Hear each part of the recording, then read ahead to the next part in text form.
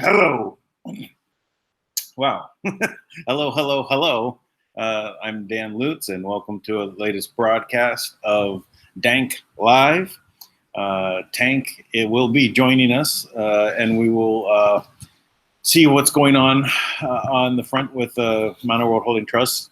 And I must say, I just, by sheer luck or synchronicity or good fortune, whatever you want to call it, just before getting on, and I don't normally check my email at this time. And I just literally, I'm going on the air and I said, let me check my email. And I don't do that. The first one there is from Tank. Please send me the link here by email. So I did. I sent the link out by email. Apparently, Tank has taken the advice that we've been giving to all those people out there in the infrastructure of the cabal, in the deep state system that is preventing the funds from flowing. It's like when you get that call on your burner phone, drop your burner phone in your big gulp. Tank took the advice and dropped his phone in, I don't know if it was a big gulp, but in water. And so he's been out of touch for a little bit. So that being said, I'm sure that he'll be joining us soon. I guess he'll get to a computer or something like that. I guess it's time for a new phone. So what else we're going to cover? I have something queued up behind. It's about Fiji, yay! and I just had a little chat with Tui a little bit earlier. So we're going to just cover it. Now this, I guess 3 days ago. What is today? It's the 5th, so I think it was on the 1st. So 4 days ago, there was notice of an arrest of the leader in Fiji. And we had talked about that video of that leader, and then we can ask Tui some questions on. I sent Tui his link early, so Tui, you have your link, so you can jump on here and talk about this as well. Oh, let me get my remote.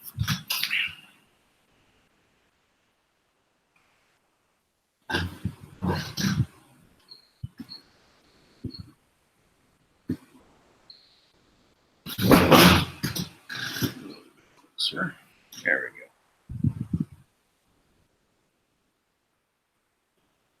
Unfortunately, the police forces decided to intervene, which we don't believe is their role. Their role is to keep the peace and not get involved in any industrial dispute between any employer and the workers.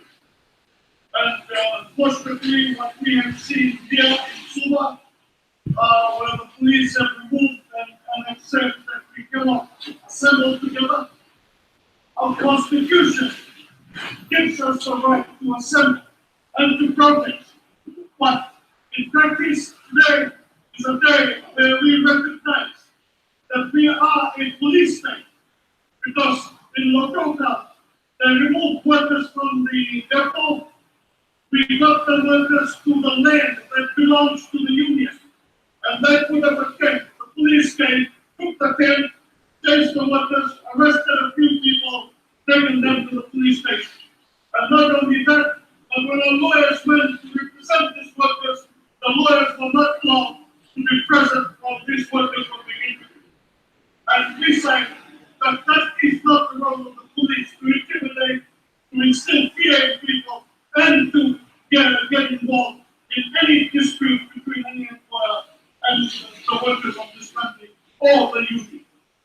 And we will ask the Commissioner of Police to stop doing this. This is just not right. It's not fair. It is our right to assemble. It is our right to protest, because we have been locked out of the place. It is not for the employer to use the police as security guards for their property. And in any case, we have not done anything wrong. We have never threatened to do anything illegal. We have not damaged any property, nor is it our intention to get involved in those kind of things. All we want is our jobs back. This is not how you treat workers. This is like we've always said, the first time in the history of this country where we have workers being treated in this manner, and we will not put up with this. We must stand up. No matter what happens, no matter who goes to jail, we don't care. And this is a fight for your family. It's for your family. It's about your children. It's about your family. It's about food on the table. That's what this fight is about. Right? That is not give up. So whatever it is tomorrow after the tribunal, whatever the outcome is, I will let you know. If we're successful, well and good. If we're not successful, the fight goes on.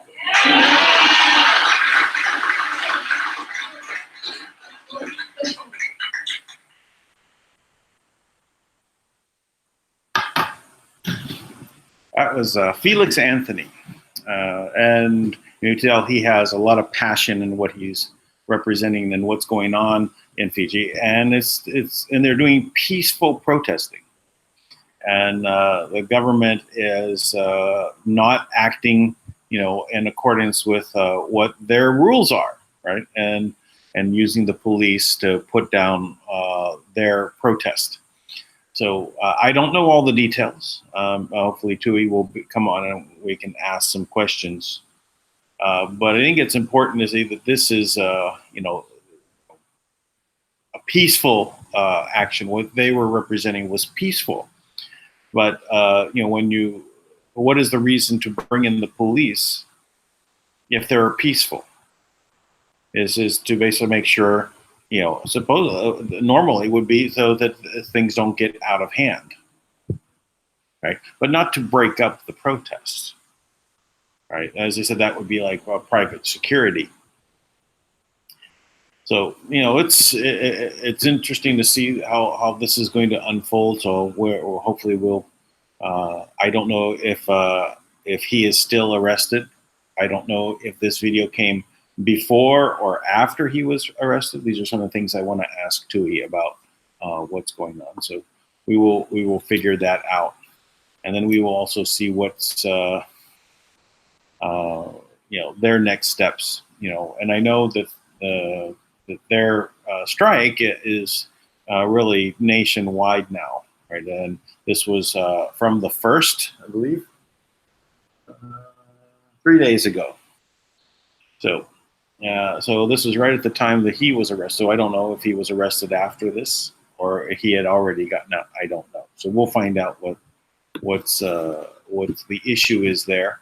But I hope that things remain peaceful and that that there is a understanding. I think that if the understanding of where the money can come from. If it's all if the government took 35 million from the Asian Infrastructure Bank, what is the 35 million for? It's obviously not enough to pay everybody. So what are they? What's their plan? What are they going to do? Now, all of the asset is being offered back to Fiji from the Manna World Holding Trust. So, it would make sense for them, to find the peaceful means. But it will mean that there is a big change in how things happen in Fiji. Isn't that right, Tui? Tui has joined us. Hey Dan, how are you doing? I'm very good. How are you doing in Fiji? We're good. We're doing very well, thank you. Thank you for that video that you just showed. Was this done before he was arrested or after, or? Yes, just before he was arrested. So he was arrested just after giving this speech.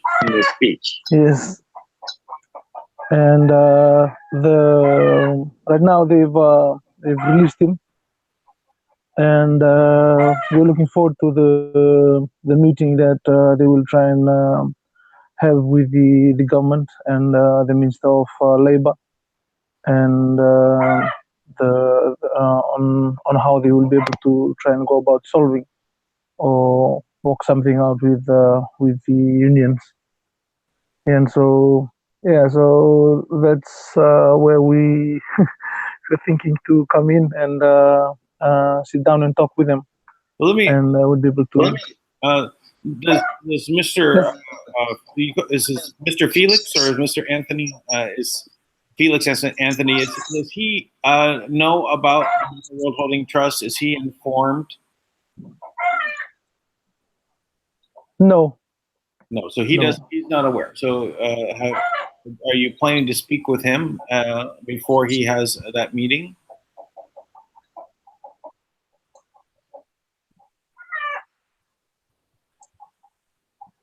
Yes.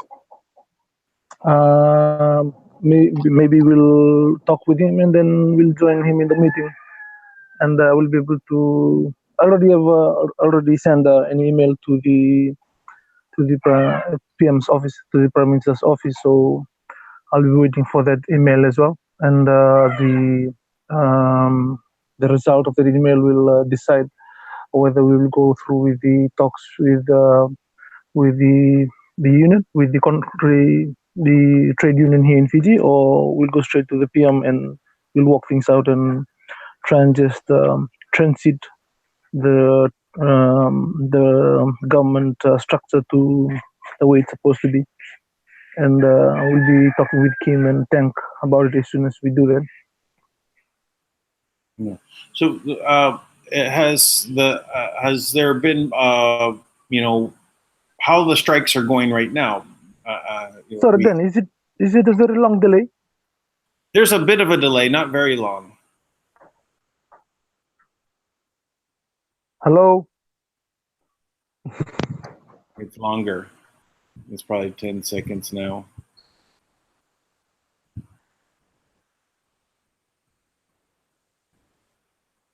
"30 seconds.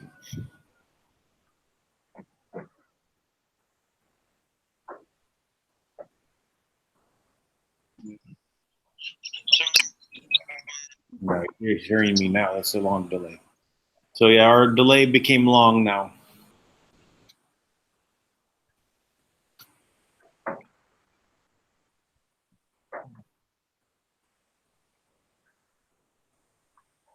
No, Tui. Yeah. So what happened? Go ahead. Yeah. So what happens? The strike was called off because of the involvement of the police. And so on Friday, when they were supposed, and so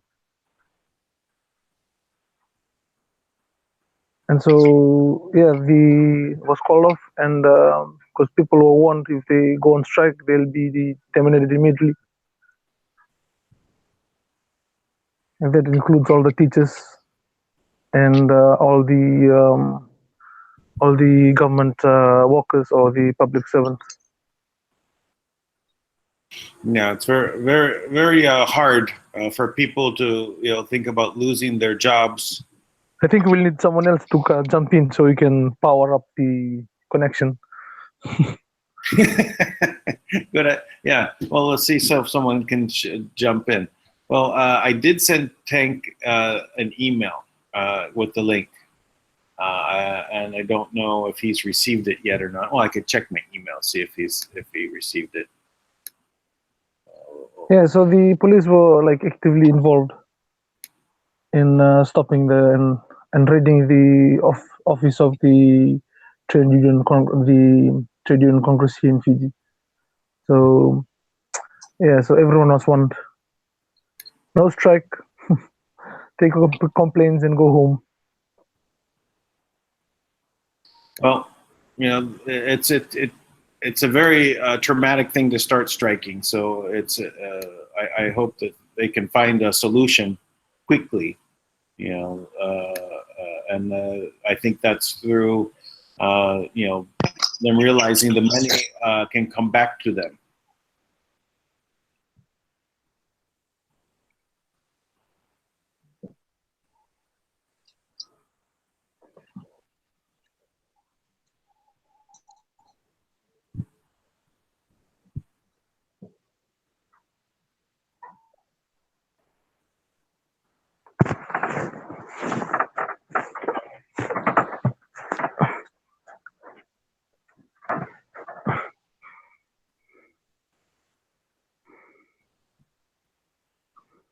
Yeah, I think the delay is going to be very long. I mean, I'll go ahead and I'll post the link in the chat room.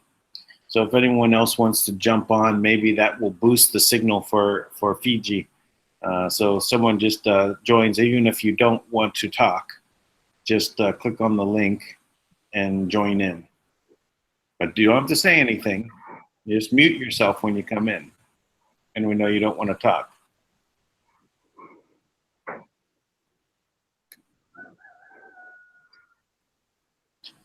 So, Fiji,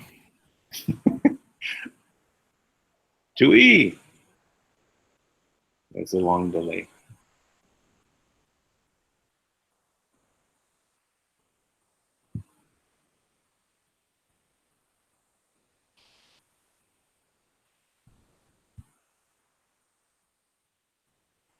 Yeah.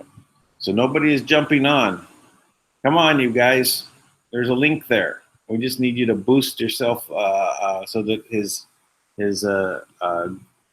link, Tui's link, actually speeds up. For some reason, that seemed to work last time. But he's gone now. Okay. Well, now if you come on, you have to talk. All right. Well, let me go ahead and just continue.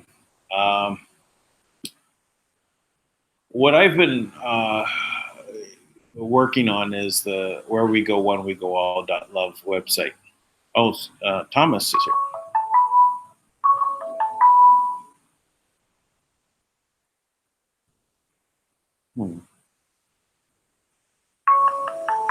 That's interesting. Hello? Hi, blessings, Kevin. Hey, Kevin. You jumped on, it came in on my handheld.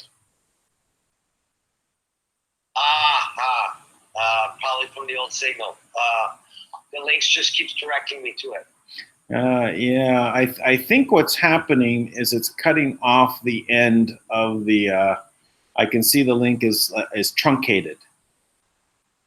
Did you copy and paste or did you click it? Clicked it. That's probably what it is. So, well, another. So let me do this. And I'm going to paste it again, but this time I'm going to remove the first part, right? Okay. Up to Hangouts, right? /. So then you just paste the end part to the end of the Hangout /. All right. So I've deleted it now. So that's the end that for some reason is being truncated, and then you can't get it here. So you'll have to do some some surgery on this link, right? You'll have to copy and paste it in.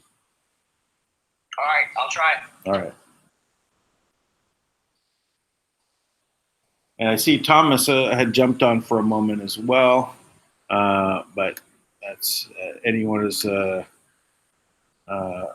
for some reason, Thomas was able to click on the link and jump on, but Kevin, when he clicked on it, it didn't come in. So anyway, if you want to put in the two pieces, actually I could probably break it up into two pieces again, and that way.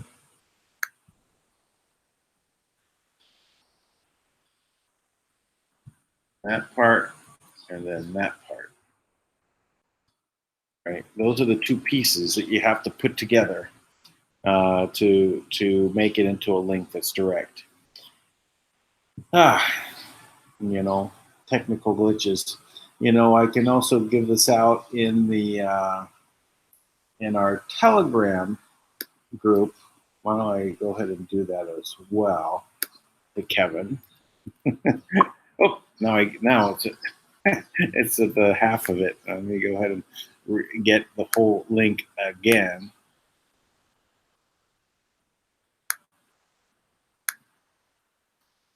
All right, go back there and send it directly to Kevin. There you go, Kevin. And actually, we've got our dank group also. I'll go ahead and put it there for those who would like to jump on that are in it. There's only 15 members in that group. We haven't started publicizing it. They're trying to add people to it yet. But anyway, so as I was saying, the Where We Go One, We Go All.love website. And Kevin has made it. Yes, that worked. It worked out much better. Did you do the copy? Did you reassemble it? Did you do this? No, I had to go through Telegram. Okay, good. That's fine. Interesting how they cause these little issues. So anyway, I'm happy you're able to make it on. Thank you for sending me. You sent me the original video that I saw of Felix Anthony. Yes. Yeah. Yes. I was doing some research. I sent you a couple of them. It's the ones that I could find that were current and very informative about what TUI has been talking about as far as the progression of the strike and what's been currently going on. And also wanted to show our solidarity and that we stand united with them as far as with the movement of everything that they're doing, letting them know that even in the States here and Philippines and everywhere else that I could share it, that they are recognized and we stand with them. What I found out was also interesting is that they were wearing yellow vests. I don't know if that was in solidarity of what's going on in France and that yellow vest movement that is continuing to expand. So it's probably a very important, I think, to show worldwide that people use the yellow vest for this time, because it is meaning the great change that's going on. And then we have to come together in peace. And Felix Anthony was talking about peacefully assembling to air their grievances, right, with the company. So there has to be some recognition that people have that right to protest. And we almost realize too that this is happening around the world. This isn't just something happening in Fiji or in Venezuela or in France. This is affecting each and every one of our lives to the point to where we are all affected and we all can make a difference just by standing in that solidarity through the yellow vest recognition and knowing that the suffering and the abuse that we have felt through the economic suppressions that they put upon us are known worldwide. It goes without borders. Yes. Yeah. This is this is definitely for everyone to join in with. Oh, Tui is back. Hello, Tui. His mic's off. Hello, Dan. How's Hey. my? How's my? Right now sounds good. I think we don't have. How's the delay? It's not that. Oh yes. All right, so let me count. I'm gonna, Yeah, that's. I think that's the energy from Kevin's. Yes, indeed. Indeed. So we were just we were just talking about the yellow vests. Do the yellow vests that are in that video with Felix Anthony? Do they have anything to do with what's going on in France, or they just happen to have yellow vests?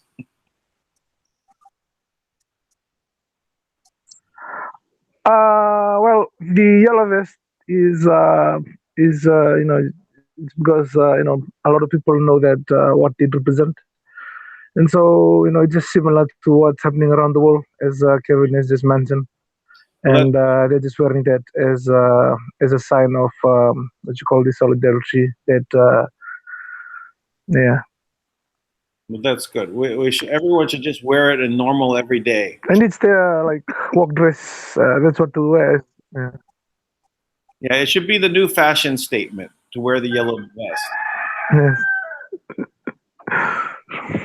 Wear the yellow vest. So, do you have your yellow vest? I do. I do have mine with the Guy Fawkes mask in my back window of I my have car. mine. Oh, good, good. Well, I don't have a yellow vest. I'll have to get one. Yeah. So at least it's sleeveless. It won't be too hot. Actually, I wanted to get a yellow vest and put a Q on it, a big pink fluorescent Q. Indeed. Yeah, that would work. So, so you were saying that the protests or the strikes were. I have mine here. Yeah. I see. So what is happening with the delay? How long is it delayed? What's your next step? With what you're organizing. What do the chiefs want to do? Simple. We would like to just solve it in a very peaceful and very where everyone is able to understand the true nature of what's really going on, and that it's not just it's just not a problem of a local economical crisis. It has something to do with a much deeper and a much multi-level solution that the whole planet is like what you said is going through a purge.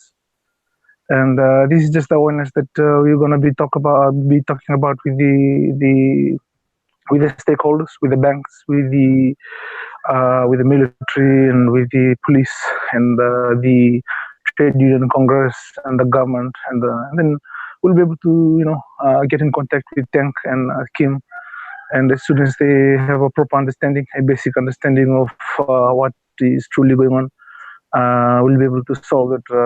This crisis that it's not really a crisis. We just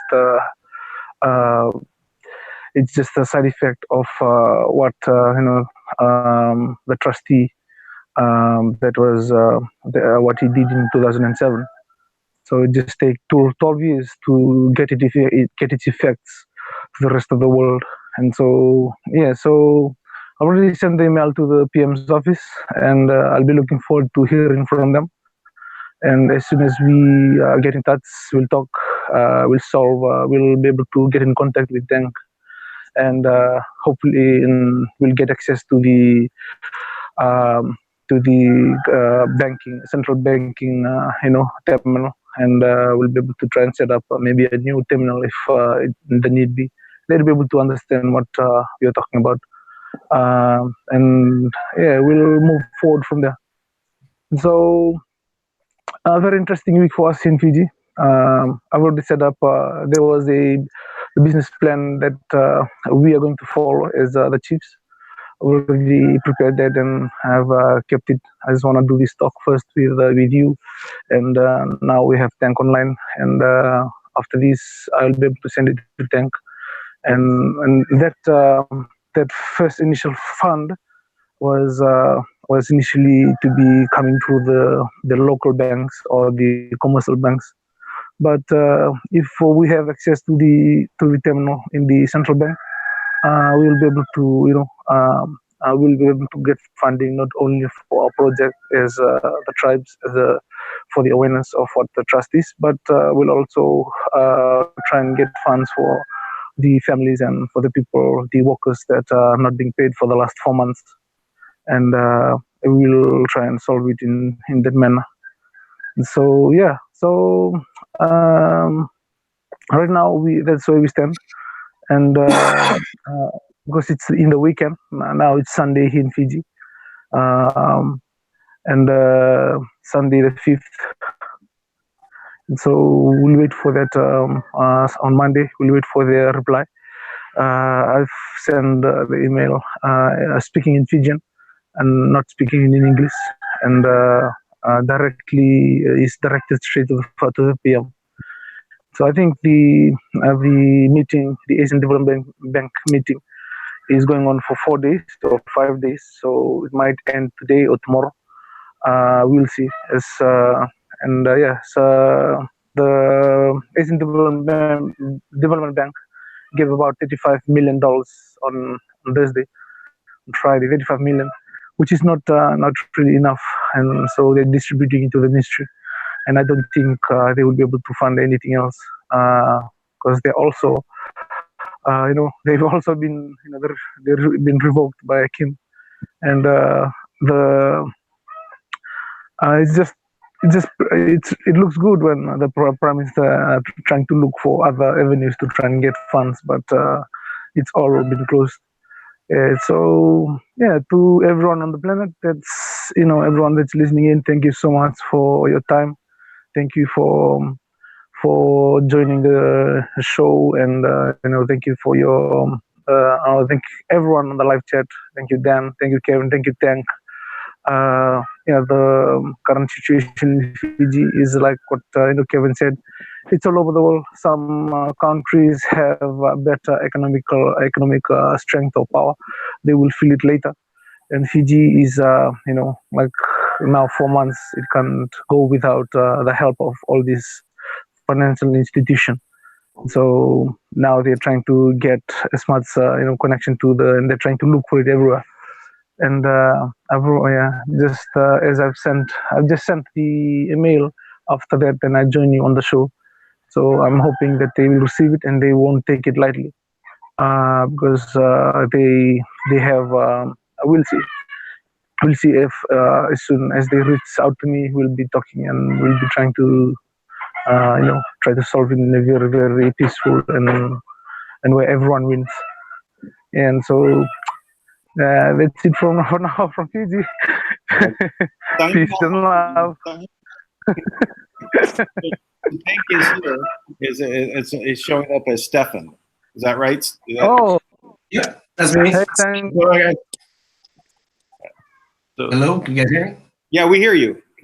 Oh, good. All right. Yep, I'm here. I'm listening carefully.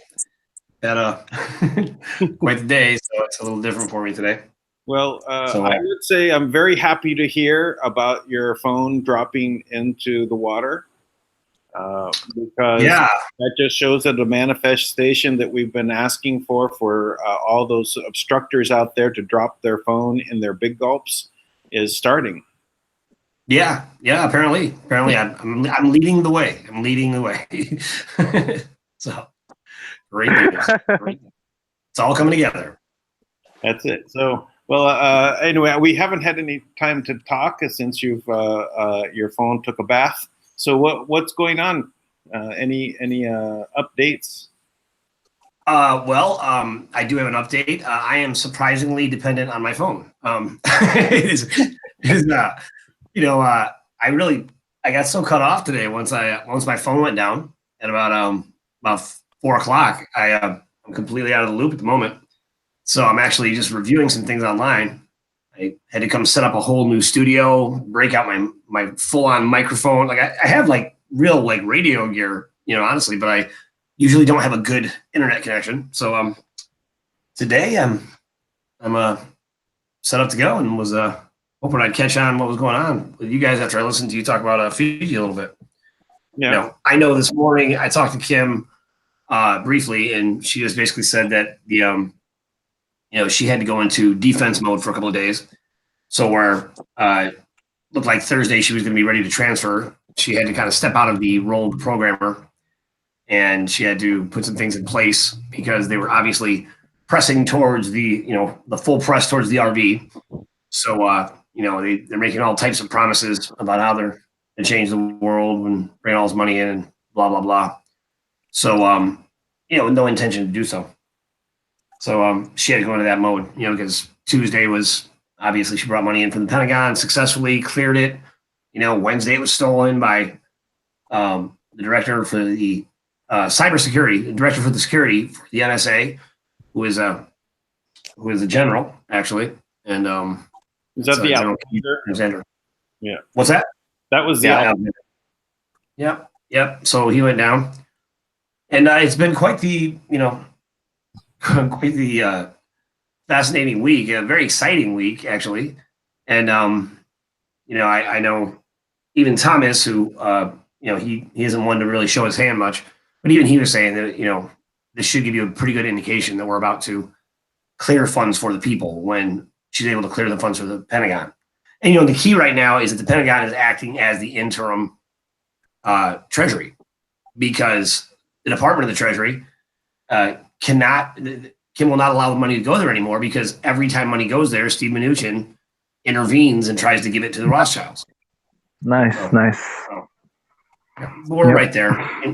I bring up everything to Kim every day to try to just keep her, to keep the people as in the forefront of her mind, because Fiji, they're trying to make deals and negotiations, trying to figure out where to get money from, right? And they're dealing with people that they don't have access themselves, but they do have control of a lot of things still that block us, right?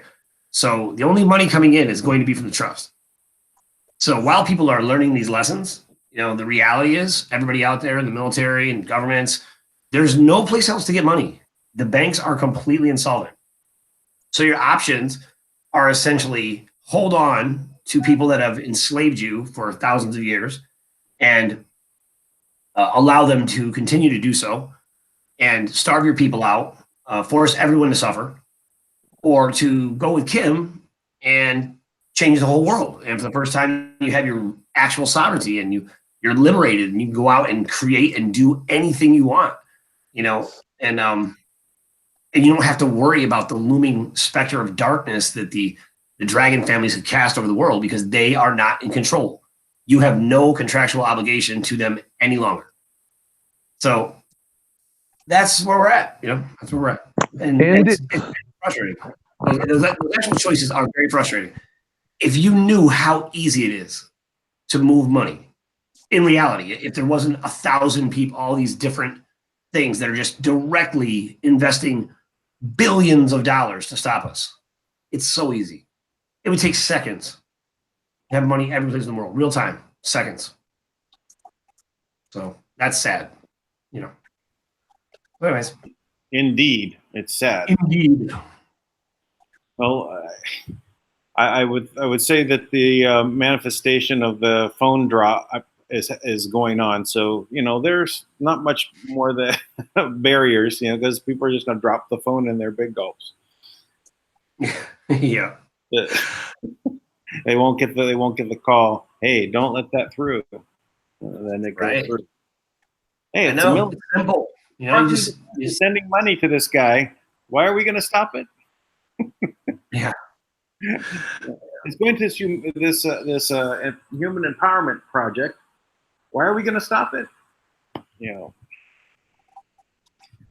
So what looks like there is some things happening. I am hearing also on on the banker side of things that there's some major things happening. Right, there are major restructuring, and we've been researching a lot of banks that are good banks, community-sized banks. Not really any of the bigger banks, but the middle-size type, well-run, well-respected banks around the world, and a lot of nations, for the purpose of purchasing them. And so, we had 10 more added to the list yesterday. So, how this is the purpose to get to the unbanked, the people in the world that need, haven't been able to have a bank account. The unbanked is going to be the target to get to the poorest people. But people that are poor, they can't have a bank account because bank accounts cost you money for them to hold your money, and then they charge you for holding their money, and and then use their services, and they charge you for that. So it's you have to be spending money to have a bank account, and a lot of people just can't. They'll just rather hold on to the cash. So, but we're also hearing that there's some major restructuring happening. So it's interesting. I like to see how that plays out.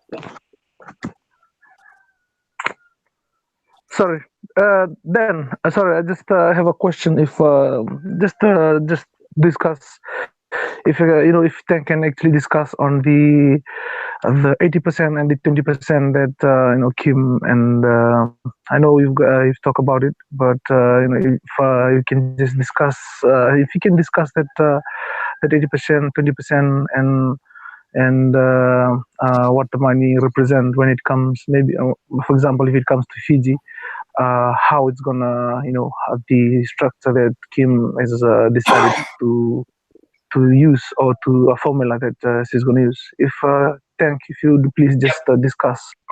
Sure.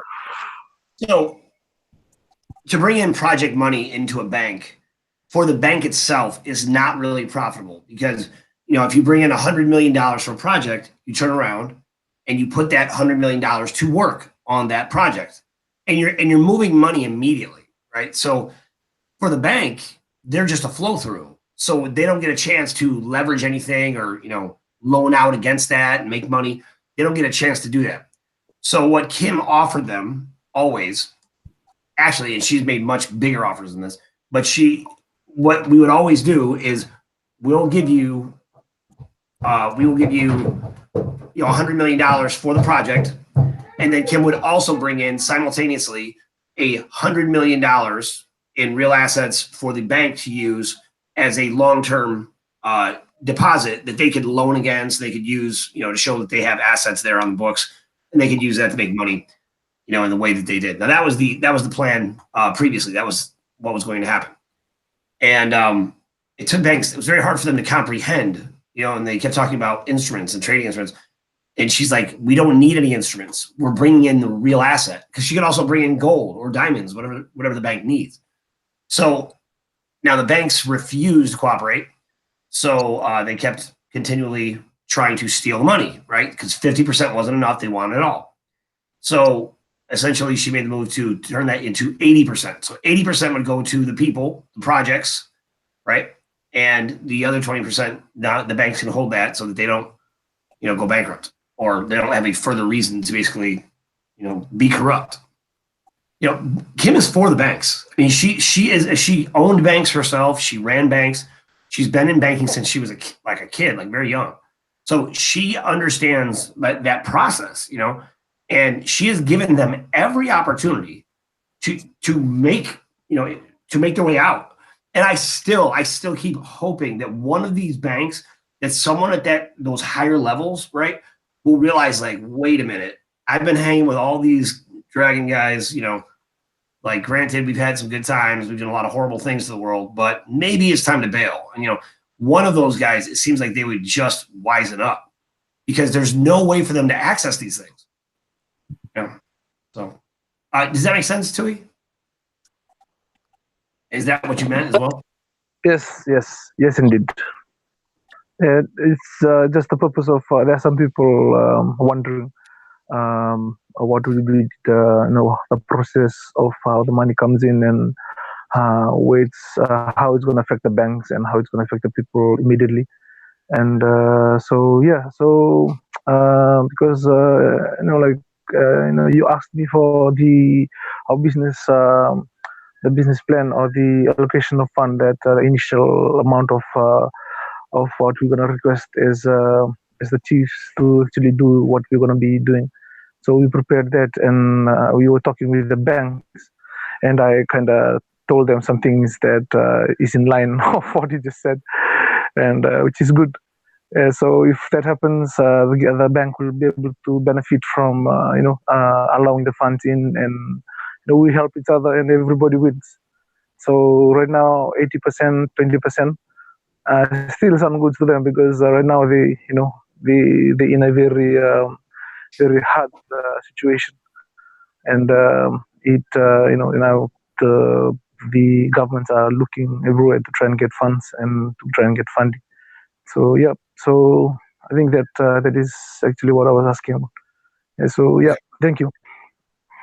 To the bank, though, is if they get 20 million, say if 100 million came in for the project, 20 million gets put into the bank for the bank to use as an asset, they go 10 times that. That's 200 million they get to lend out and make money off of. I don't know if that is exactly how it will continue to work, but yes, that has been traditionally what has happened, but they need a certain amount of assets now, and I'm not sure exactly what Kim is going to, she's going to have to put regulations there in place that are different than what we've done, obviously, right? Yeah, I think they've expanded that on the asset up to 30 times the original asset. But I don't, there may be differences, and there may be new restrictions that Kim wants to put on it. But if it's just asset in their bank, all that allows them to do is comply, right? They'll say Basel III regulations. They don't say that you have to have 7% of your money that you've lent out in asset. So if it only goes towards asset, that helps stabilize them. It doesn't really give them the ability to make money unless they're able to lend out times a certain amount. I think the traditional amount when they started this was times 10, and then they brought that up to times 30. Well, I mean, I guess we'll see.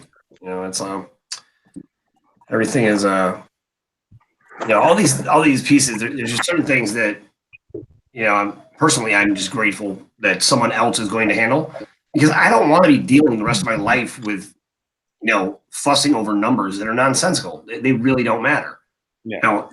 It's important, obviously, that we have numbers and that we're working with something, but at the end of the day, it's kind of like right now there's things going on all over the world, and we could be changing the world right now. Now, granted, there's all types of changes taking place, but now is the time for action. Now is the time that we can press forward and use the energy to our advantage.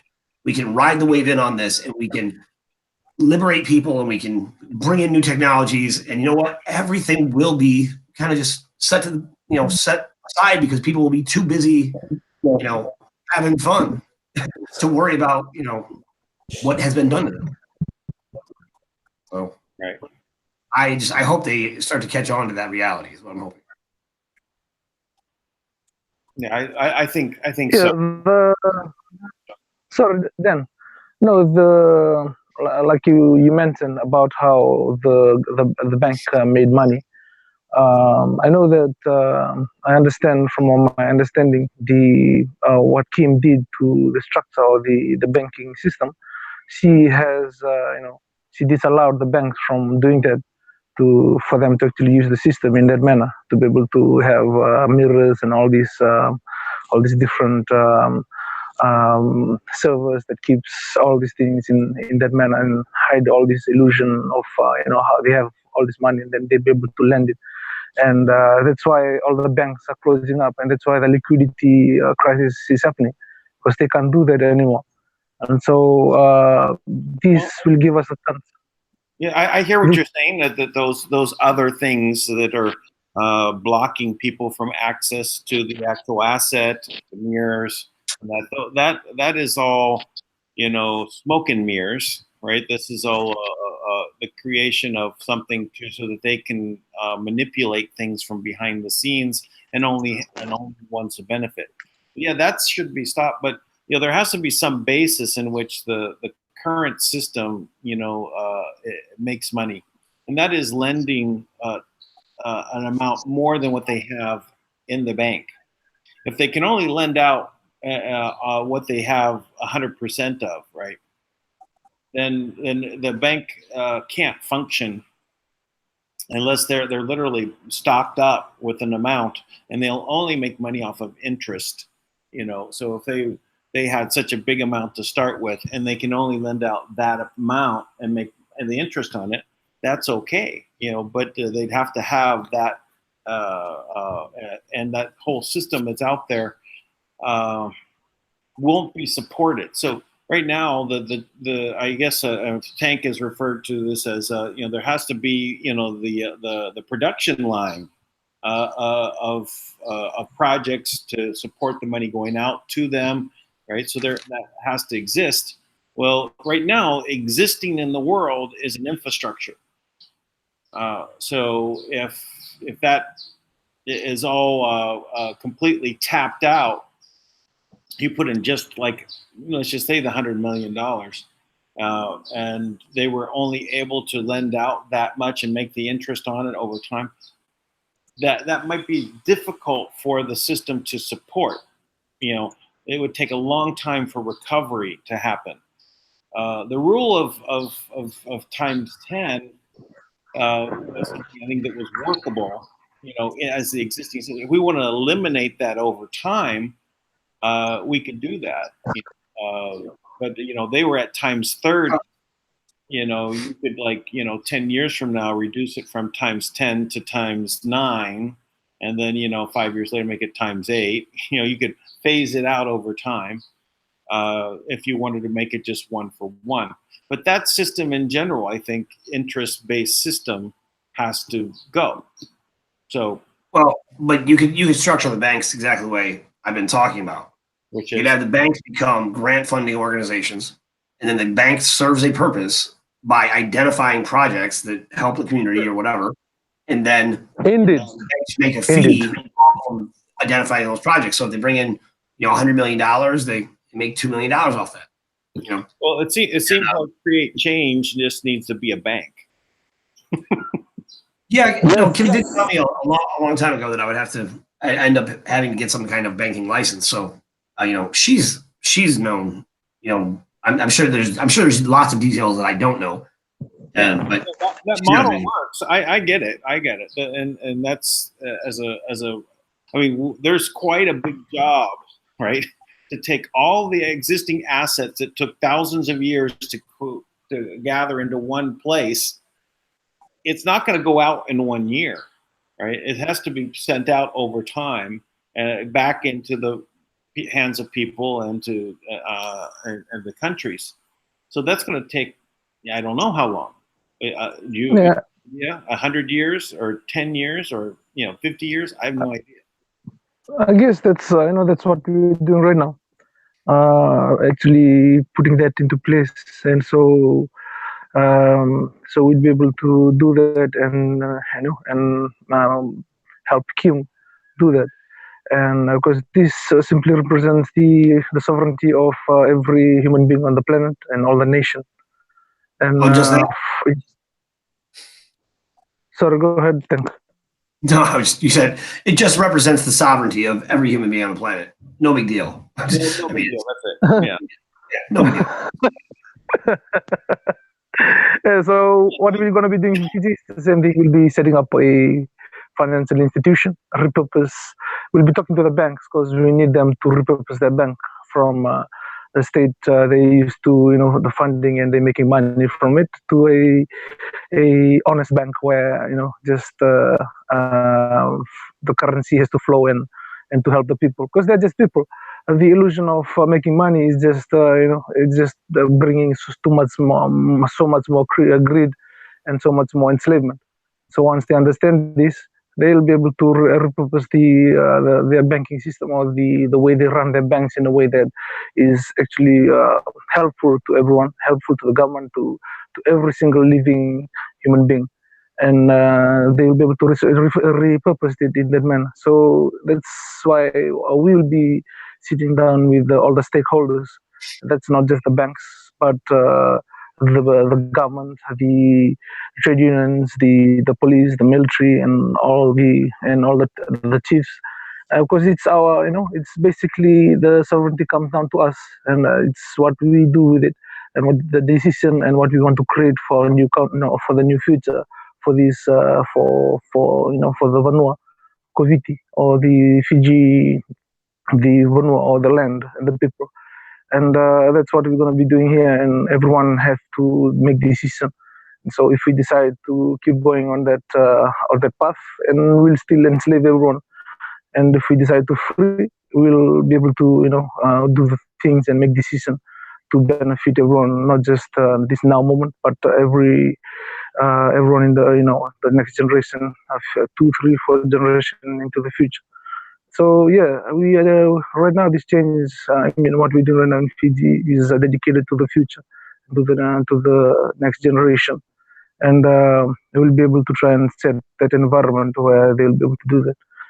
So if this project goes through, when we start the movement of everyone, the invitation that has already happened, this will help. When people come here with the ideas and the different projects that they come with, they'll be able to learn things that what we have here in Fiji, and they will be able to learn from them, and this gives value to everyone and can bring everyone to the same level of awareness, or the same level of understanding on what this big change is.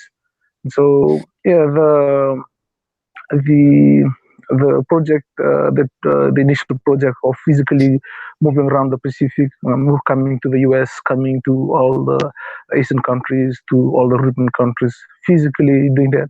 We'll be doing that as part of the return of what sovereignty is, and and we'll be able to let people experience and let people learn from the experience, to teach them on what sovereignty, what it can, how to live as sovereign.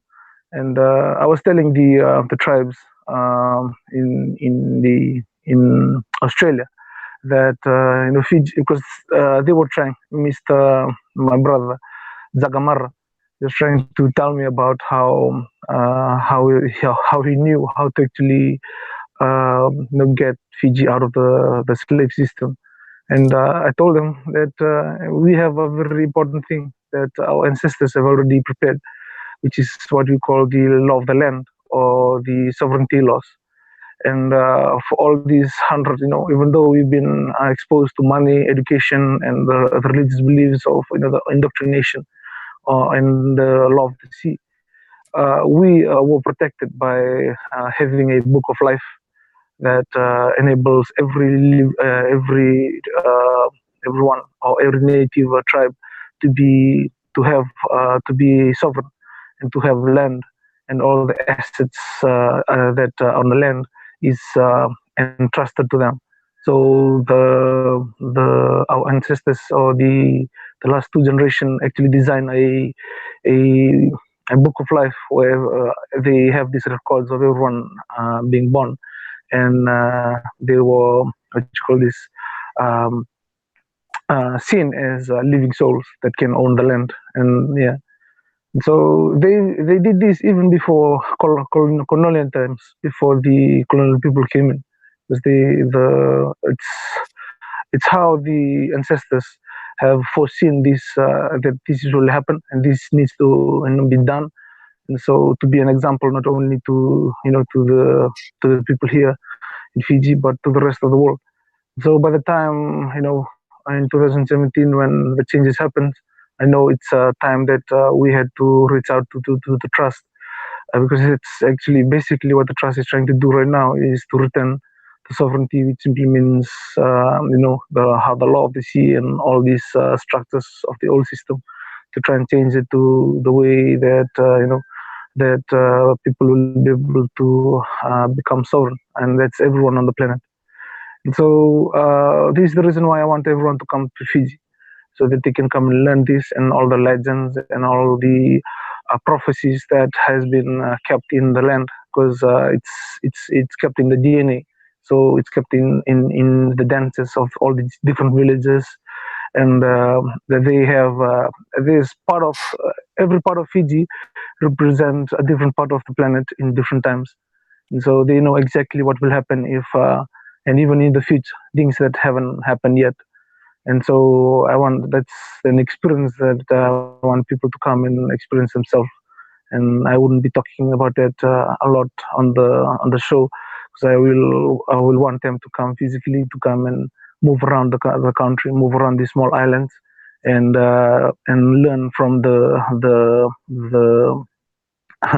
the very advanced technology, which is the fifth element that is within us, and that experience will be able to remind them of that even though we think we are separated, we're just one big family, and this is just coming together, and we remembering that important part of it, that we're just one big family of the tribe of men, and all the differences and all the expression of the language and all the illusion that has separated us is just part of the game that we allowed to actually happen, so that we can learn how to express love in every aspect, how it can be expressed.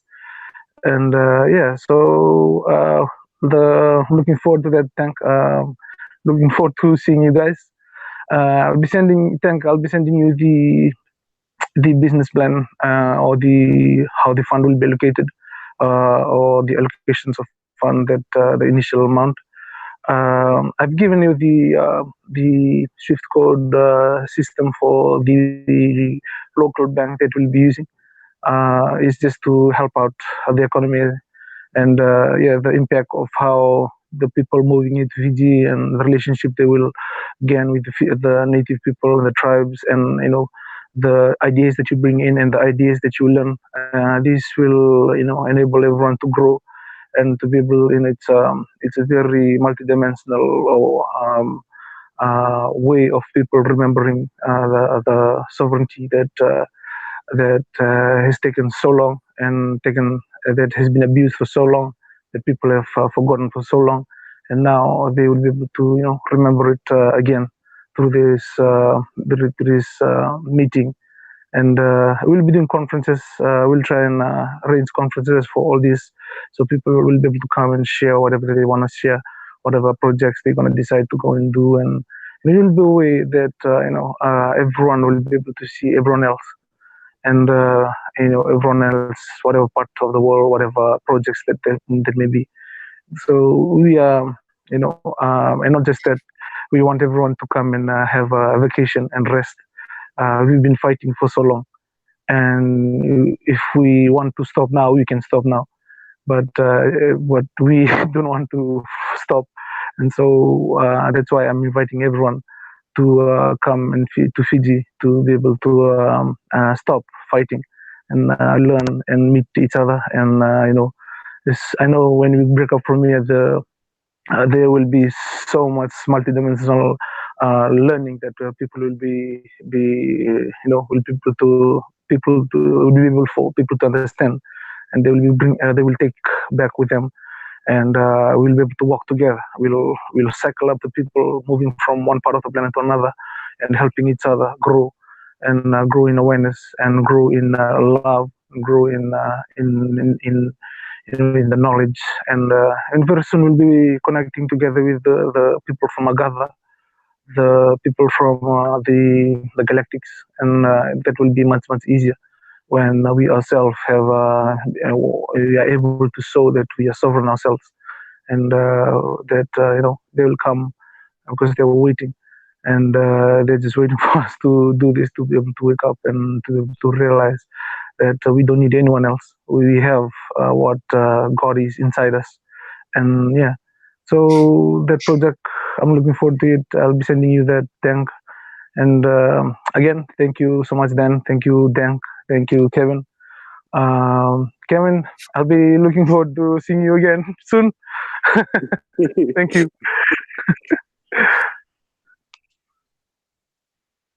All right.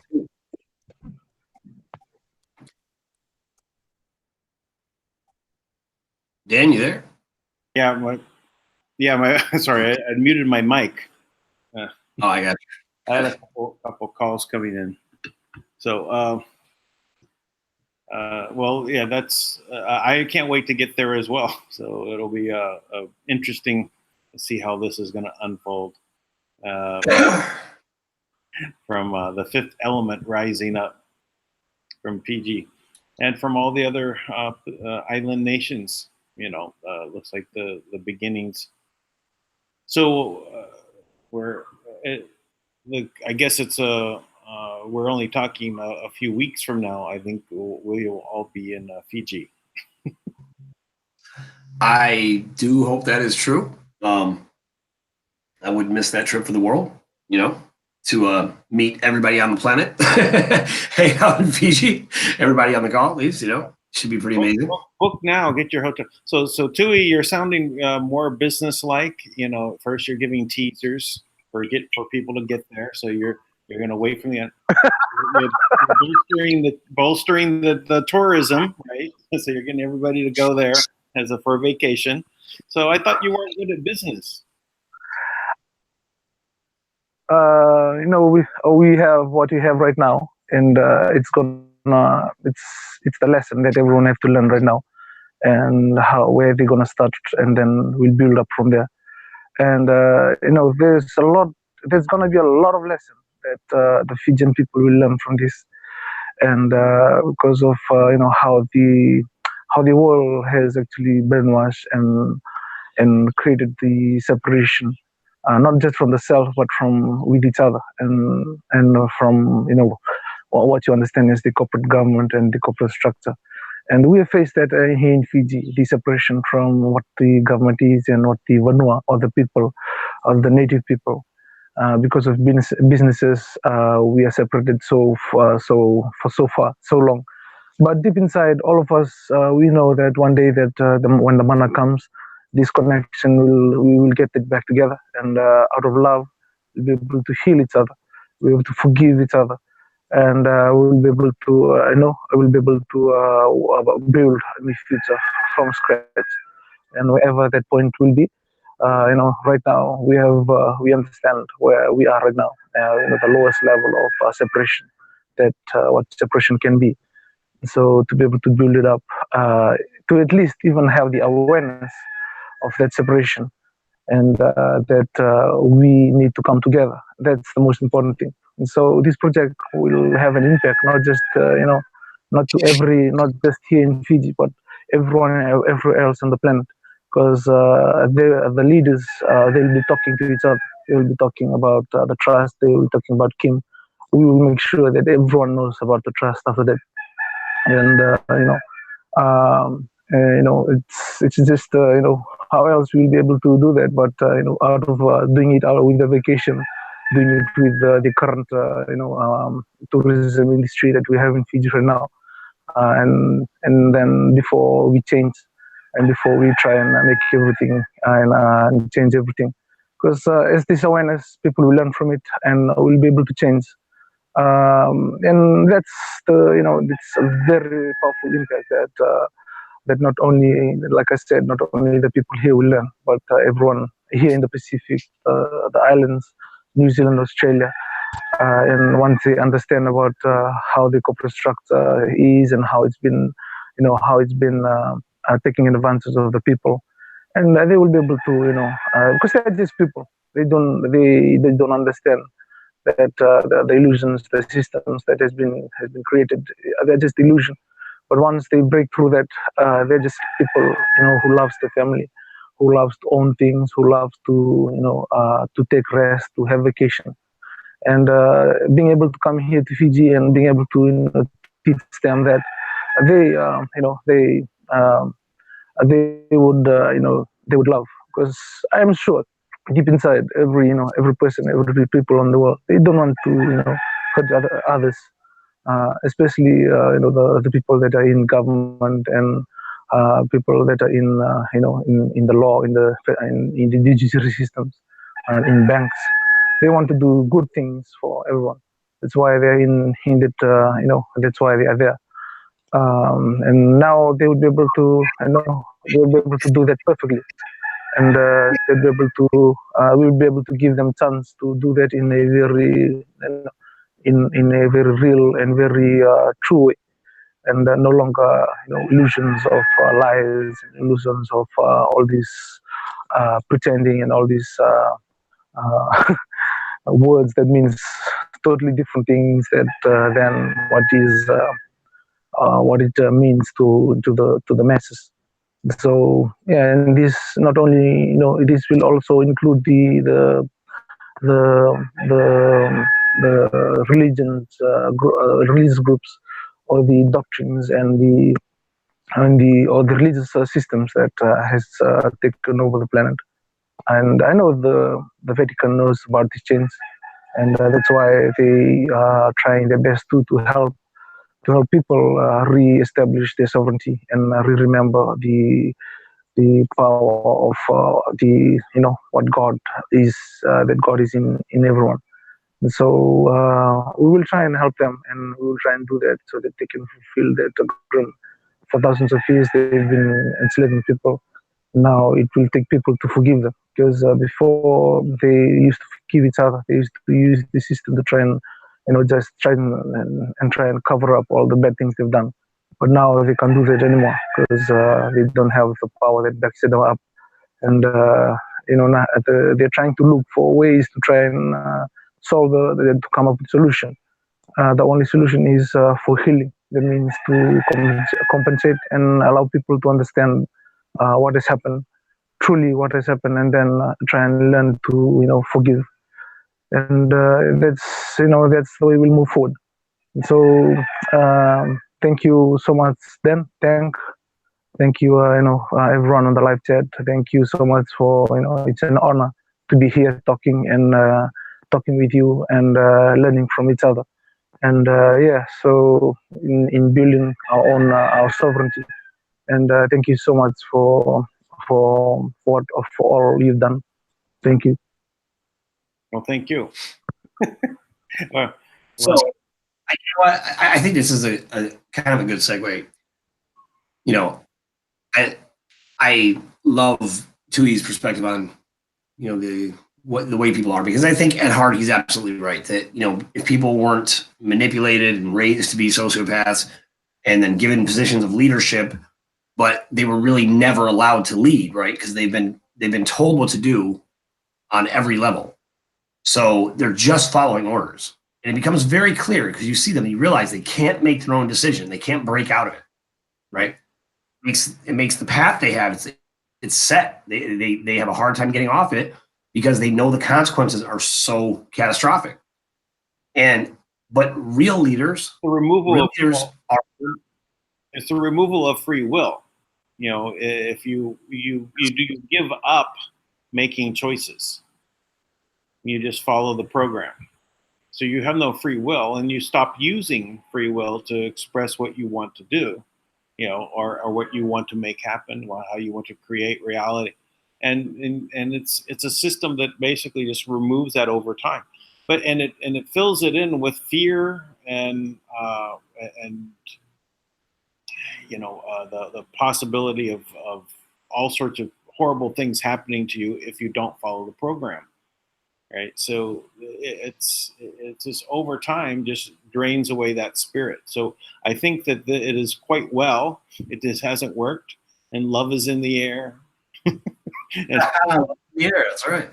Yeah, and it's coming about, in a very, like a tidal wave, and it's spreading out across the world. So, yeah, I agree that is happening, You know, and I pay attention. I look for real leaders all the time. And I got to tell you, again, I'm starting it now that I really think that after President Trump runs his course through, you know, he wins the 2020 election, he stays there for 4 more years, he takes that initial step to reform things. I'm prepping it now that Candace Owens is going to be the next president because I watched her the other day manage Congress, and it was so awesome. I didn't know what to do with myself. This guy, Ted Lieu, right? So I think it's important to point out these different methodologies of cultural guidance they use on us, right? So they have, you know, Ted Lieu, who's Chinese or Asian of some sort, right? Chinese American. And which hopefully that's right, because I don't want to offend anyone. I think.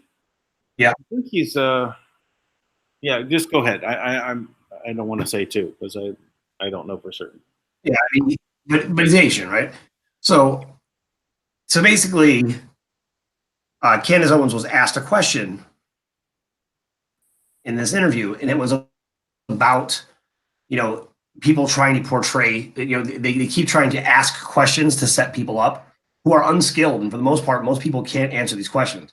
But to her credit, she knew exactly what to say. And she talked about how that she was against globalism, right? And that she, you know, the president is a nationalist and she's a nationalist, right? And there's no difference between being a nationalist really and being a patriot, right? It means that our way of life is worth protecting, right? And you believe in it and you're part of this nation. Your concerns are not with, you know, making everybody happy. It's making sure you protect the interests of the American people. So she answered this question, and in this she mentioned Adolf Hitler because they asked her specifically, said, well, Adolf Hitler was a nationalist. Now, there's a nationalist, then there's the white supremacist, Aryan race, Nazi, nationalist, national socialists, right? I think that was a totally different word is socialist. Yeah, exactly. Socialist party. That's what Nazis are. But his acting role that he played, right? Because he was an actor. What he portrayed was that he was a believer in his people, right? And that they were the superior race. So it was a very ethnocentric idealism. But when Candace Owens addressed it, she said the problem was not that he was ethnocentric and or that he was a nationalist for, you know, pro-German. That wouldn't have been a problem because that's not why it happened. What happened is that he had aspirations to dominate the world, right? So he wanted to, you know, take the world over by war. That's where it became a problem. Now that's what she said. And Ted Lieu said the way he described her was disgusting. This is what he said, and this is the kind of cultural guidance they use. He said, I don't know Miss Owens. I'm not going to characterize her. I'm going to let her own words do the talking. So I'm going to play for you the first 30 seconds of a statement she made about Adolf Hitler. And even when you listen to the statement, anyone with half a brain could have seen she was not trying to describe Hitler in glowing terms. She was describing what actually is, right? So when she responds, she came back she put that man in his place so hard. Devastated. She said, I think it's pretty apparent that Mr. Lieu believes that black people are stupid and will not pursue the full clip. That was unbelievably dishonest. I'm deeply offended by the insinuation of revealing the clip without the question that was asked of me. And whoever was overseeing the hearing, he goes, "You'll be respectful. You can't call, you know, Mr. Lieu, you know, the representative Lieu stupid." And she was like, "I didn't call him stupid. I said Mr. Lieu thinks black people are stupid." And then she goes, "And he did call me despicable." So it just speaks to this double standard, right? That they tried to gang up on her. And she chin checked every one of them. She put all of them in their place because what she is doing is powerful. She is speaking the truth and she is completely unabashedly throwing it at them and pointing out everything they do wrong. She speaks with such a clear power and authority because she researches everything. She knows what she's talking about. She understands their tactics. And in my opinion, that is exactly what it'll take moving forward. to speak, I mean, you know, kindly and loving with generosity and power and conviction, and know what you're up against and still be able to demonstrate those qualities. And I was so impressed with her. I was so impressed with what she had to say. Well, I have it queued up. Perfect. Thank you. We can listen to her. This actually was the #1 video on C-SPAN ever. Well, so this was a big event. There we go. I want to read 2 paragraphs from a Washington Post story that was just posted online. A congressional hearing to explore the spread of white nationalism on social media, meaning this hearing, quickly served to illustrate the problem Silicon Valley faces after anonymous users on YouTube began posting vitriolic attacks that targeted others on the basis of race and religion. The hearing held by the House Judiciary Committee was streamed live on the video site owned by Google, which is testifying Tuesday. Alongside the stream, a live chat featured posts from users, some of whom published anti-Semitic screeds that argued that white nationalism is not a form of racism. These Jews want to destroy all white nations, wrote, I won't put in the name. Anti-hate is a code word for anti-white, wrote another, etc. So this just illustrates part of the problem we're dealing with. Could that be a hate hoax? What? Could that be another hate hoax? Just keep an open mind. All I know is what I just read. The gentleman from Arizona, Mr. Biggs. Thank you, Mr. Chairman. First of all, I ask unanimous consent to include in the record a list of political violence perpetrated or promoted by leftist organizations. That objection. Thank you. And I also, you know, I'm riffing. I'm going to skip ahead a little bit. Ms. Owens, which she's already addressed to some respect, is as you talk, Ms. Owens, and you go to universities, I'm going to go to UConn tonight. Do you receive hate speech directed at you? All the time, and I really do feel that the media on the left has made it okay. And I do just want to add that my biography, which I submitted, you reduced it to 1 sentence, calling me just a conservative activist, and it wasn't what I said or what I submitted to your office last night. And I just think that you opened with anti-Black bias, and I see it coming from the chairman today. And Ms. Owens, these efforts to shut you down when you speak publicly on issues that you care about under the protection of the First Amendment, are they peaceful?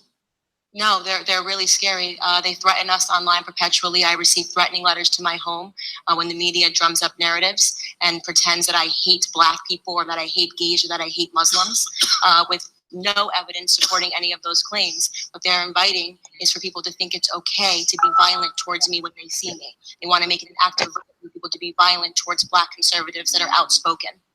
And there are Well, that is not the clip, but it's, you can see that she's she's still able to hold her own against these. And she's very intelligent way she expresses her position, right? And she doesn't take flack. But I guess I'll see if I can find the other. She doesn't give up any position. She doesn't give up any of her position. She holds her ground no matter what they throw at her. Right. And, you know, I watched this happen, actually. When I moved to New York City, I lived, we evangelized a school in South Jamaica, Queens, the Bible school. And I lived with my best friend, and he and his wife were Jamaican. And so I came from upstate New York. Now, in upstate New York, you know, it never even occurred to me. There was never a racial issue because there was mainly only white people. Right. So I was like the only white guy in this all, you know, Jamaican and Haitian mainly, you know, neighborhood, right? A mix of various versions of that, of people from, you know, some island like Trinidad or Guyana.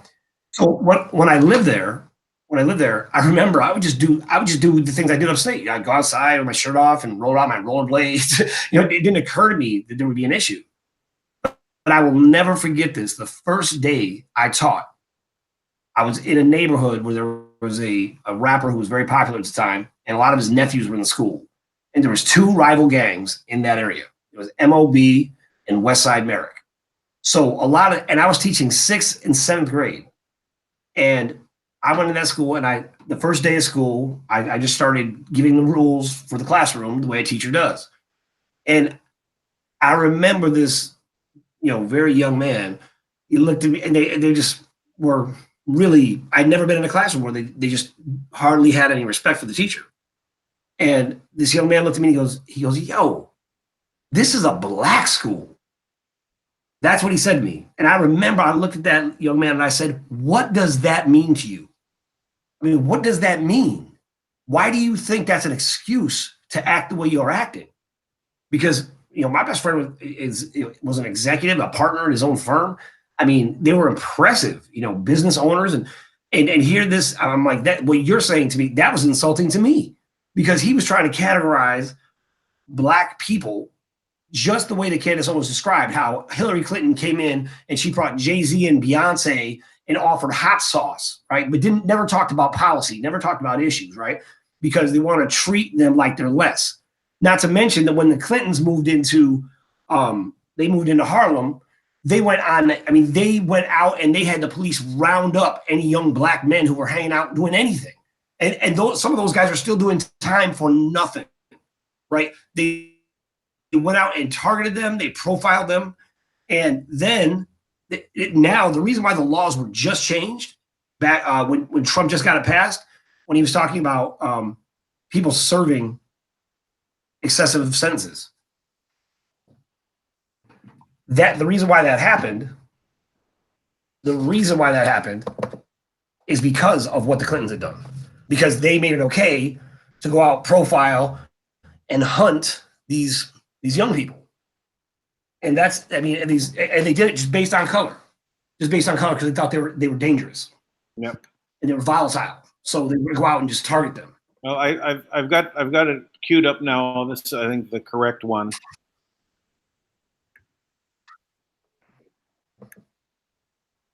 That Mr. Liu believes that black people are stupid and will not pursue the full clip in its entirety. He purposely presented an extracted clip. The witness will suspend for a moment. It is not proper to refer disparagingly or to a member of the committee. The witness will not do that again. Witness may continue. Sure, even though I was called despicable. Witness may not refer to a member of the committee as stupid. I didn't refer to him as stupid. That's not what I said. That's not what I said at all. You didn't listen to what I said. May I continue? Please. As I said, of all the people that Republicans could have selected, they picked Candace Owens. I don't know Miss Owens. I'm not going to characterize her. I'm going to let her own words do the talking. So I'm going to play for you the first 30 seconds of a statement she made about Adolf Hitler. I agree. I actually don't have any problems at all with the word nationalism. I think that it gets, the definition gets poisoned by elitists that actually want globalism. Globalism is what I don't want. So when you think about, whenever we say nationalism, the first thing people think about, at least in America, is Hitler. You know, he was a National Socialist, but if Hitler just wanted to make Germany great and have things run well, okay, fine. The problem is that he had dreams outside of Germany. He wanted to globalize. He wanted everybody to be German, everybody to be speaking German. All right, so my first question is to Ms. Hirschenoff. Ms. Owens said, quote, if Hitler just wanted to make Germany great and have things run well, okay, fine. Problem is that he had dreams outside of Germany. So when people try to legitimize Adolf Hitler, does that feed into white nationalist ideology? Zoom ahead, I guess. They're fast forwarding. Well, I guess. Thank you, and I yield back. Okay. Gentleman from North Dakota, Mr. Armstrong. Thank you, Mr. Chairman, and I would yield my time to Mr. Reschenthaler from Pennsylvania. Thank you. Ms. Owens, I'm sorry. We just started recording. Would you like time to respond to that? yes, I think it's pretty apparent that Mr. Liu believes that black people are stupid and will not pursue the full clip in its entirety. He purposely presented an extracted clip. The witness will suspend for a moment. It is not proper to refer disparagingly or to a member of the committee. The witness will not do that again. Witness may continue. Sure, even though I was called despicable. Witness may not refer to a member of the committee as stupid. I didn't refer to him as stupid. That's not what I said. That's not what I said at all. You didn't listen to what I said. May I continue? Please. As I said, he is assuming that Black people will not go pursue the full 2-hour clip. And he purposefully he cut off, and you didn't hear the question that was asked of me. He's trying to present as if I was launching a defense of Hitler in Germany, when in fact, the question that was asked of me was pertaining to whether or not I believed that whether or not I believed in nationalism, and that nationalism was bad. And what I responded to was that I do not believe that we should be characterizing Hitler as a nationalist. He was a homicidal, psychopathic maniac that killed his own people. A nationalist would not kill their own people. That is exactly what I was referring to in the clip, and he purposely wanted to give you a cut up similar to what they do to Donald Trump to create a different narrative. That was unbelievably dishonest, and he did not allow me to respond to it, which is worrisome and to tell you a lot about where people are today in terms of trying to drum up narratives. By the way, I would like to also add that I work for Prager University, which is run by an Orthodox Jew. Not a single Democrat showed up to the embassy opening in Jerusalem. I sat on a plane for 18 hours to make sure that I was there. I'm deeply offended by the insinuation of revealing that clip without the question that was asked of me. There we go. Yeah, she's definitely, maybe a vice president position might be interesting for the next 2020 election. What do you think?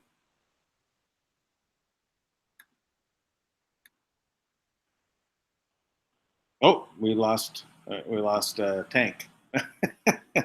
Well, yeah, she's definitely got some fire there. She's the next election cycle, right? We're talking 18 months from now. We'll know what the vice president selection will be. It will not be Pence. I don't think he's going to be. He may not even survive the entire time. And who would go in? That's an interesting idea. Could say Donald Trump Jr. join as the vice president? Even in this term, can he be selected to be put in there as vice president? That'd be interesting. Who confirms is the Senate? Boy, the Democrats will have a field day on that one. What about Candace Owens? Yeah, putting her in. Let's put her in as vice president. Training grounds with Trump. And interesting transition. So, all right.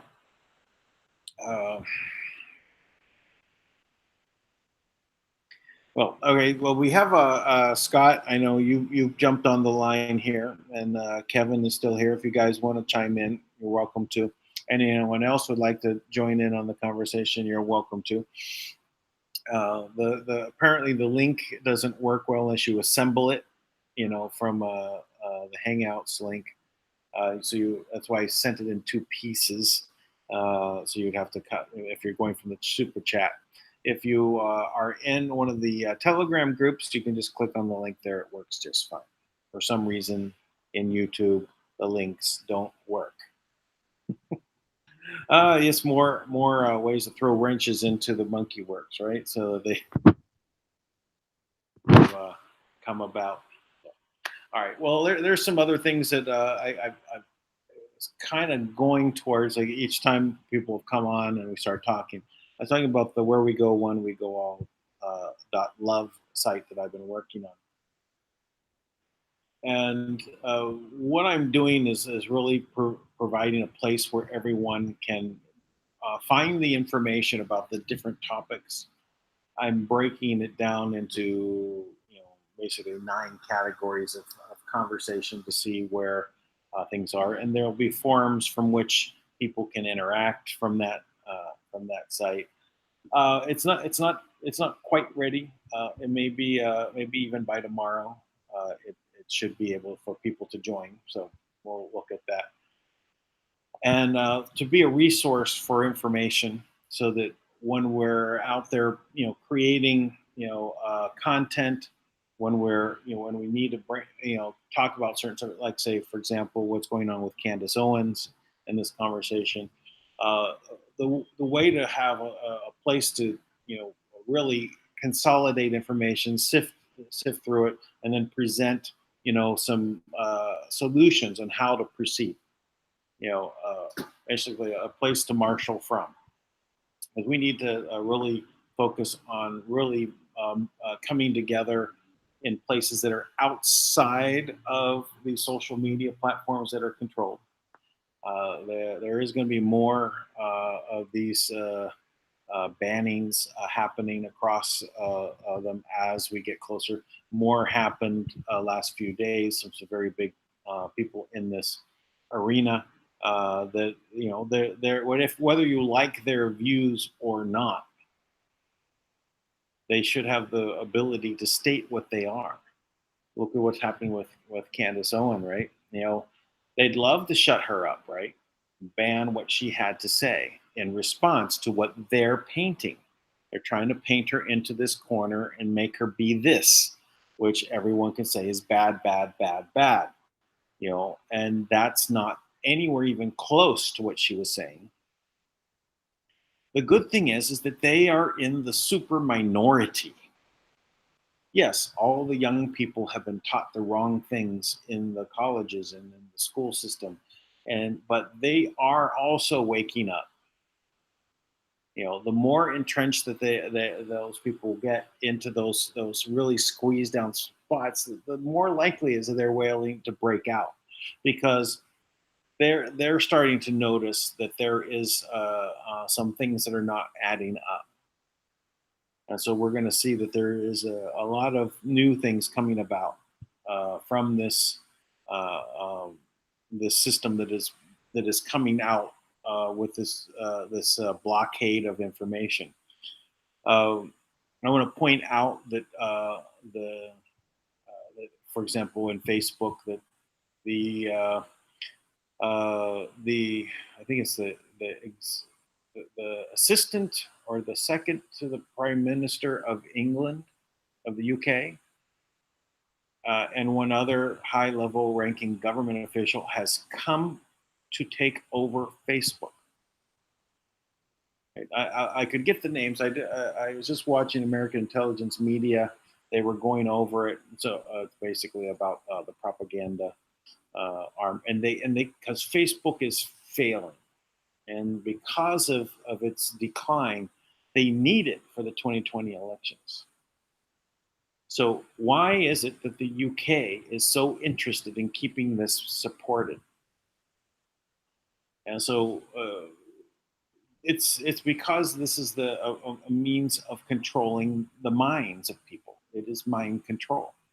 It literally comes from the information that was from the technologies developed in the wars, especially like World War II, from the Haverstock Institute, where they actually, in the Department of War, would create propaganda to send the people thinking about their populations in a certain way for the benefit of the people. Obviously, to win the war, they wanted a specific message. But this method of directing what people thought has been turned into science and into technology and has been put into place. And it's not like they just decided to get around and we're going to go ahead and use some of these technologies to control the minds of people.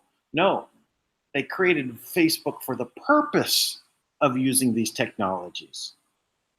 It wasn't like the afterthought. It was the reason that they built it. So this technologies and things are still very rudimentary, and we're busting through, right? Where our information is, because other than complete blocking out of people, they have a problem, right? They can't. Their AI, which is supposed to scan this and decipher what is the right things to be portrayed according to what they want, right? It's not catching everything. And even when I'm having conversations with you right now, I'm not saying certain words, so they doesn't get noticed. I avoided another word right there.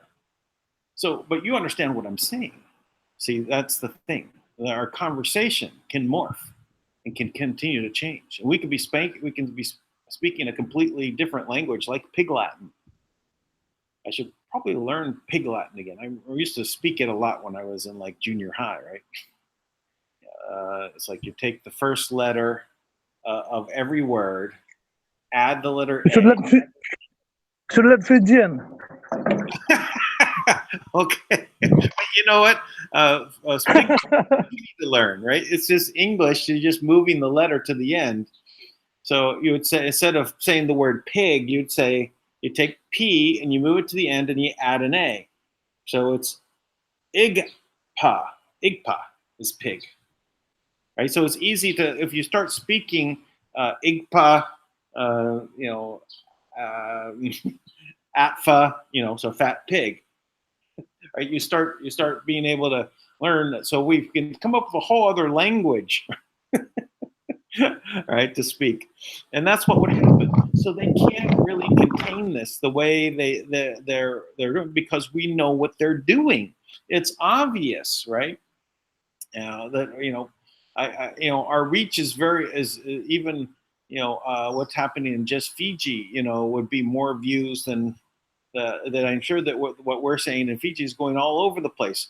I'm sure that we get way more views in Fiji, right, than what is showing up on a daily basis of how many views are coming through, right? Because you're having 1,000 people a day come through for like a seminar training, right? So you're very good at marketing. Did you know that, Tui? Yes, indeed. You're a good businessman. You must have learned from the Fifth Element is doing everything. I'm just Fifth Element Advertising Agency. That's a good one. Sorry. Anyway, if sorry, Dan. If you talk to all the people that are there, coming to our meet, they were all guided. They didn't just come there for it's not an accident. They've been guided all their life and until that moment. So all of them is it's like a calling to them. So that's why I said it's the fifth element that guided them to that moment, and we meet there thousands and people. There are more people coming in, and so because there are so many natives that are connected to the fifth element because they live outside of the system. They have dreams and they see visions, and then they come in and right to the exact point where we are. They'll come in and then they will see. They will have a dream about the place, and then when they come in, they start asking around, and then people, oh, it's that group that you're talking about. And so they come in and they started, they witness and they tell people that I had a dream about this place and it showed me this, and I've been meeting and there's a name of the place in Fijian that means certain things, and they be seeing that in their dreams. And so once they come in, they know it's not an accident anymore because they've been dreaming of it for the past month or the past weeks, and now when they're finally there, it's like a feeling of relief that they understood what the spiritual energy is trying to tell them in the physical area. And so I'm witnessing that every day where we are. So when I say thousands of people, I didn't even call anyone in.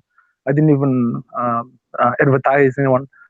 It just they've been called to move, and they learned and they understood how to listen, and so they were able to interpret the message. And now when they find out what what we always discuss, they're so happy that because they've been waiting for it for all generation. They've been asked by their grandfathers, great grandfathers, that there is going to be a time that the Manna will return, and when it returns, it might be in your lifetime. You must be ready for it. So the connection between the timelines and the different past and our ancestors, it's still really powerful here in Fiji because of how the ley lines works. And so even though we're living now, we still have connection to the different timelines that were here in the past, and they are connected to us, and that's why they can they can understand what's going on in the future and when it's going to come in. And there are specific prophecies that is just amazing how they didn't understand what road is because there were no roads at that time, like 300, 200, 400, 500 years ago. And they put an explanation of what a road is.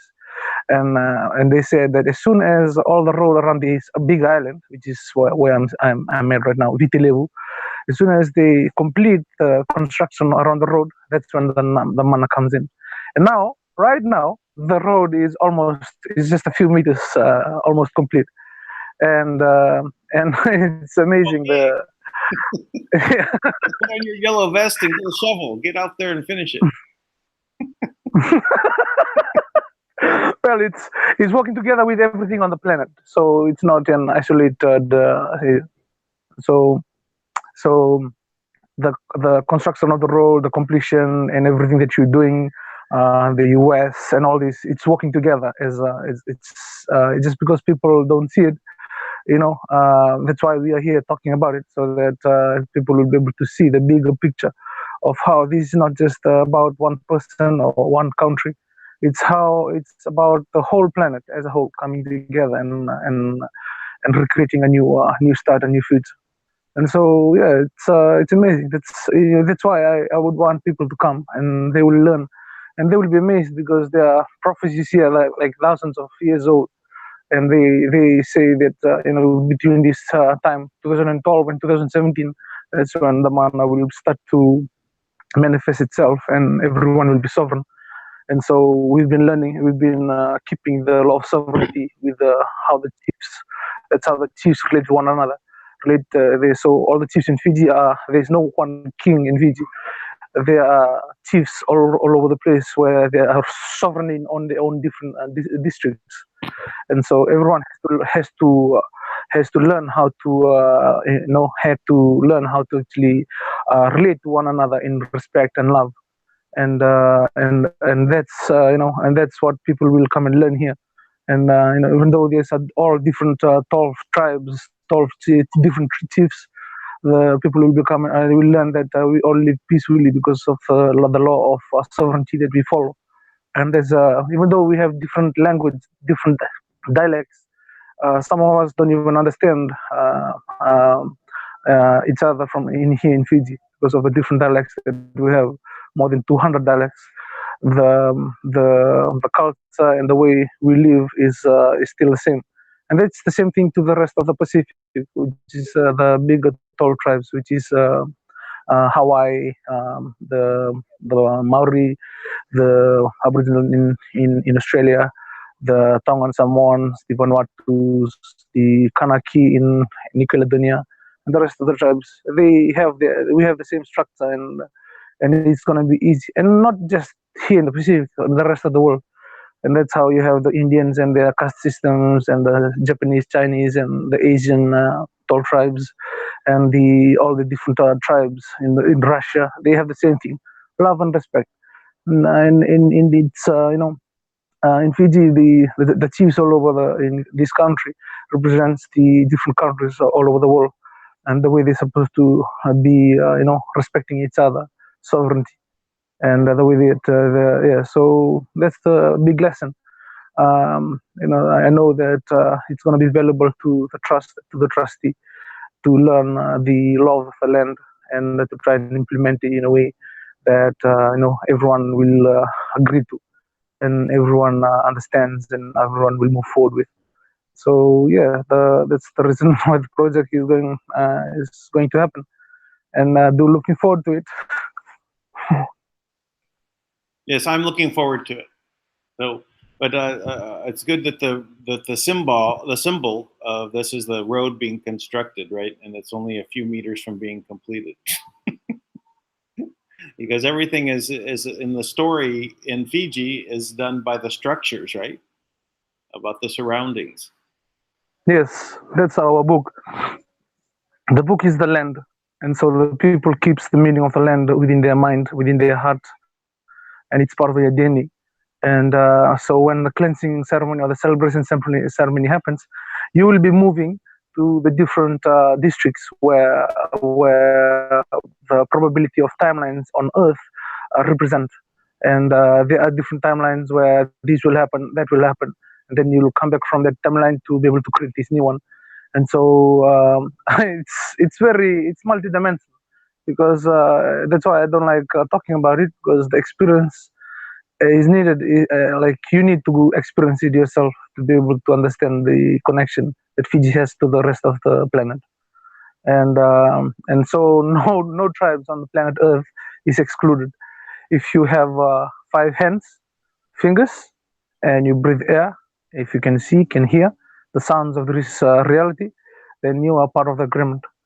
And that's the fifth, the fifth element, or the fifth. That's the expression of the five expression, which is the 5 limbs that you have. And so you are sovereign of this planet. If you think that you are somewhere in the US, or you are not native and all this, I'm sorry, it's in your DNA.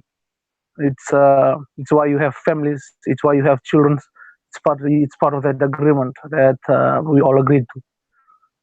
And so, looking forward to remembering who you are. Peace and love, and take it easy from Fiji. The peace and love, and take it easy. All right. Well, actually, we're in the second hour, so we can close this down. Also, anything else you want to add? Not for now. I think I'm just going on. I'm just going together with the flow, and I think I'll just say thank you again. Thank you to everyone that's on the live chat. Thank you everyone that's watching live. Thank you everyone. If you're watching in the future, or you're listening in the future, thank you. Peace, love, and light to you. And may you have a blessed day. And please take care. Take it easy from Fiji. Thank you, Tank. Thank you, Dan. Yeah, thanks. Say, Tank, you there? Hello, Tank. I'm not sure if he's there or not. But okay, well, again, we had a great broadcast. Look forward to tomorrow. Please like and share. Please subscribe. This helps everything move along. And then we'll be covering more of this tomorrow. The information is down below in the description of the video for how to get to Go Camelot, so you can get your trust set up for your project. If you also like to work with me in the abundance cryptocurrency, the Billion Coin, my link is down below. You can join that. You get a gift of coin that comes along with it. This is the redemption month, actually started in May. So your gift, you'll have that, and then you can also earn promotions that you can redeem in the same month. Normally, it's only twice a year, but the redemption month started in May. Next one will be in November. All right. Well, thank you everyone for participating, and we will catch you tomorrow. Bye for now.